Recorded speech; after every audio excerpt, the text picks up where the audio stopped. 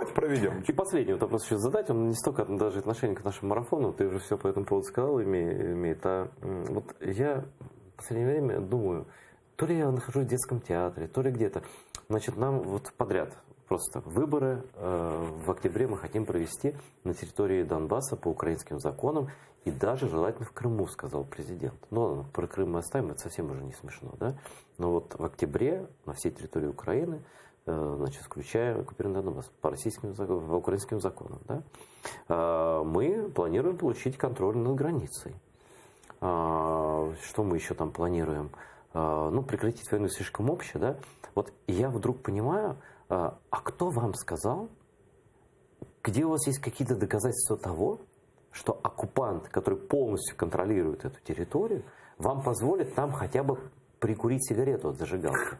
Это хороший вопрос. Я вот сегодня беседовал со своей коллегой, я уже на нее ссылался. Она там входит в состав пары экспертных групп при паре министерств и пытается там адвокатировать тему Крыма. Она сама тоже из Крыма.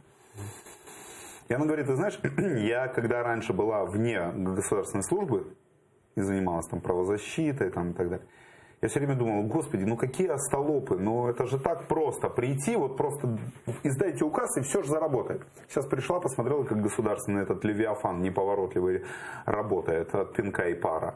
И поняла, как сложно и плохо, с одной стороны, решаются вот какие-то элементарные вещи, как много нужно бумажек собрать. Но с другой стороны, я о другом подумал. Мне очень часто кажется, что многие люди, когда вот новая власть пришла во власть и стала властью, я поймал себя на мысли, я открываю свой архив текстов, которые я писал в 2015-2016 году, я их могу снова отправлять в редакции и сегодня перепродавать. У меня было тоже дежавю. Я открыл один пост 2015-2016 года, думаю, господи, фамилию поменяй. Да, фамилию поменяй, и все будет ясно. Потому что, знаешь, это, мне кажется, с чем связано. Те люди, которые сегодня отчасти пришли во власть, они вообще были вне той общественно-политической дискуссии, которая разворачивалась в стране на протяжении последних 5-6 лет. И вот мы, как бы, условно говоря, как в школе, доучились до 9 класса, а к нам тут приходит мальчик из 3 класса и задает вопросы о том, почему небо голубое, почему вода холодная, а почему огонь горячий. И ты снова ему говоришь, ну это же все уже решено, вот тебе стопка конспектов, читай. А он читать не хочет, и ты ему раз за разом вынужден это все проговаривать.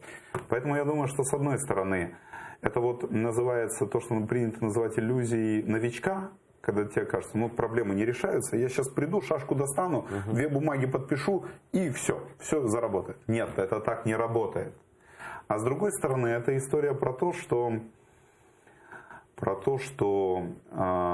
люди во власти, которые были вне контекста украинской общественной дискуссии на протяжении последних 5-6 лет, говорят те нелепости, с которыми мы сталкивались еще в 2015-2016 году. Это раз.